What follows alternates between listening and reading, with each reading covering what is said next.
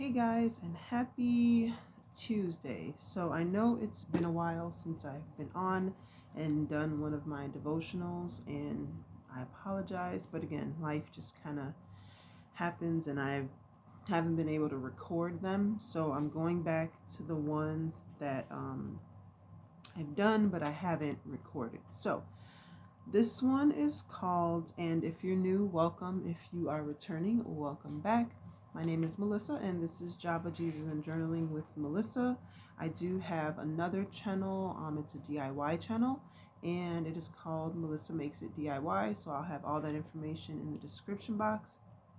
What we're doing is I go over 15 Minutes Alone with God by Emilie Barnes, and every day there's a new devotional with the scriptures, and she kind of does the devotional and then she'll give you some thoughts for action and some additional scripture.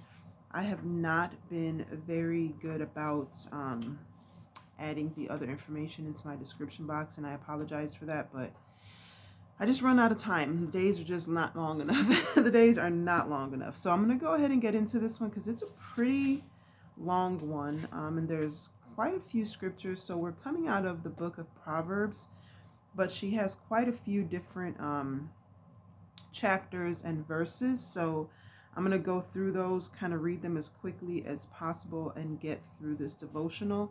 These scriptures are Proverbs 3 and 11 and through 12,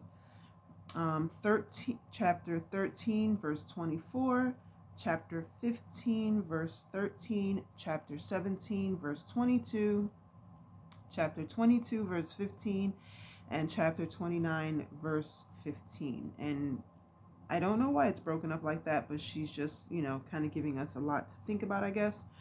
And the key verse is Proverbs 15 and 13.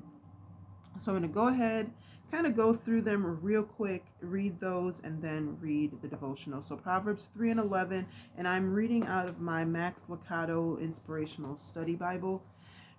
So chapter 3, verse 11 and 12 reads, "My son, do not despise the chastening of the Lord, nor detest his correction.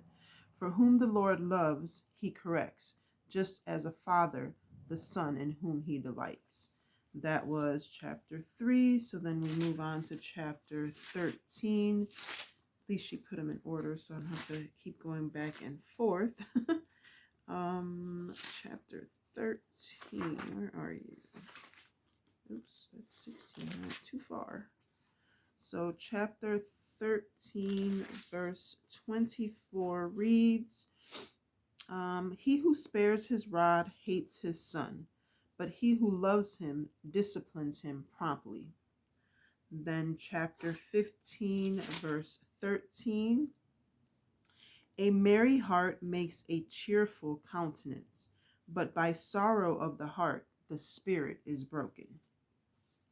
Chapter 17, verse 22, "A merry heart does good, like medicine, but a broken spirit dries the bones." Through chapter 22, verse 15, "Foolishness is bound up in the heart of a child. The rod of correction will drive it far from him." And the last one is chapter 29, verse 15. And again, I'm going to do my very best to include these in the description box so that you can look them up yourself. Chapter 29, verse 15. "The rod and rebuke give wisdom, but a child left to himself brings shame to his mother." So the key verse is 15 and 13, which is, "A happy heart makes the face cheerful, but a heartache crushes the spirit." So I'm going to go ahead and read the devotional here, and I'm at 4 minutes, so hopefully it won't take me that long, but it's a pretty long one. "With all the media attention given to child abuse, we as Christian parents become confused regarding the area of discipline.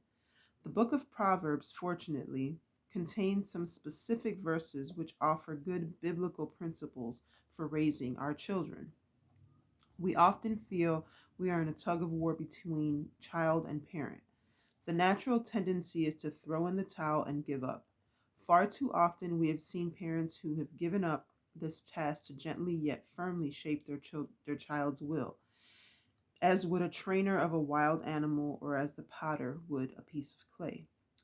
Dr. James Dobson, in his book, The Strong Willed Child, gives some insight into this area. And I actually think I have that book. That's kind of funny. It is obvious that children are aware of the contest of wills between generations, and that is precisely why parental response is so important. When a child behaves in ways that are disrespectful or harmful to himself or others, his hidden purpose is often to verify the stability of the boundaries. This testing has much the same function as a policeman who turns doorknobs at places of business after dark.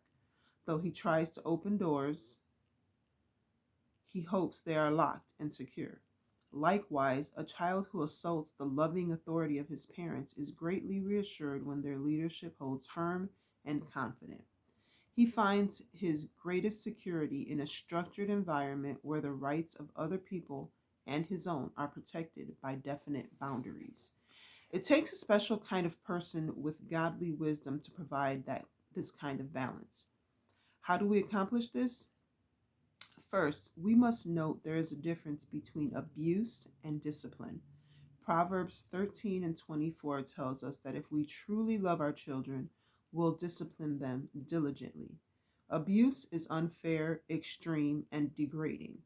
This action doesn't grow out of love, but from hate. Abuse leads to a soiled self image that will often last a lifetime. Discipline, on the other hand, upholds the child's worth and is fair and fitting for the infraction. Second, we must be sure the child understands the discipline he is to receive. When we disciplined Jenny and Brad, we spent a lot of time with them discussing what they did and making sure they understood what the infraction was. We realize that every child is different, so the way you approach them will be through your knowledge of that child. In our day, we didn't have timeout. However, we found this to be a very good technique and we use it with our grandchildren very effectively. There are times, though, when a sterner approach is necessary, and on occasions we did give spankings. They were firmly applied to the beefy part of the buttocks, and they did hurt. In reality, this was very rarely done and never in anger, always in stern, tough love. After each such encounter, we met with the child, reviewed why he was disciplined, and talked about how his actions might be altered in the future. One of our main purposes was to have the child remember that he is responsible for his actions and must be accountable for his behavior. After every time we disciplined our children, we ended in prayer and warm hugs and assuring words. This form of correction strengthens the child's self image. It builds his spirits up when he knows his boundaries. Our love and concern for both our children and their well being created stronger motivation for them to behave according to our family's conduct and behavior standards. Third, we want to shape and not crush our children's spirit. You can look into the eyes of children around you to see those who are being crushed and those being shaped. A happy heart makes the face and eyes cheerful, but heartache crushes the spirit. Proverbs 15 and 13. Our goal as a parent is to build up our children with solid direction and self assurance that will see them throughout life. The child that is shaped with will have a love for life, but a crushed spirit produces a child with no hope for the future. Fourth, we must always keep balance in our lives. We don't want to be so rigid that we don't allow members in our family to make mistakes, or so loose that family members are bouncing off the walls trying to find their boundaries. Children must know their boundaries. They must know where their boundaries are and what the consequences are if they choose to go beyond these limits. In Scripture, we read about physical discipline, such as using the rod. Naturally, none of us wants to risk being an abusive parent. Folly is bound up in the heart of a child, but the rod of discipline will draw it far from him. Dr. Dobson underscores the importance of a child being able to associate wrongdoing with pain. If your child has ever bumped his arm against a hot stove, you can bet he'll never deliberately do that again. He does not become a more violent person because the stove burned him. In fact, he learned a valuable lesson from the pain. Similarly, when he falls out of his high chair or smashes his finger in the door or is bitten by a grumpy dog, he learns about physical dangers in his world. These bumps and bruises throughout childhood are nature's way of teaching him what to fear. They do not damage his self-esteem. They do not damage his self-esteem. They do not make him vicious. They merely acquaint him with reality. In a like in like manner, an appropriate spanking from a loving parent provides the same service. It tells him there are not only physical dangers to be avoided, but he must steer clear of some social traps as well. Selfishness, defiance, dishonesty, unprovoked aggression, etc. Fifth, be consistent in your approach to guiding and directing your children. Several of these have already been discussed. Make sure there is a clear understanding of the rules. Discipline in private. If you're in a public setting, wait until you can be alone. In our family, we call that, do we need to go to the bathroom? Review the infraction and its consequences. Be firm in your discipline. Assure your child of your love and concern. Hold your child firmly after each discipline. End your session with a time of prayer. Give your child an opportunity to pray too. As Bob and I look back over those training years, we made plenty of mistakes. But when we did, we were the first to admit them to our children. Even when you miss the mark occasionally, you still are moving in a proper direction. If you don't have a goal or direction in this area of your life, you will miss the mark totally. Be encouraged. Your children want to know their boundaries. There is self-assurance in knowing.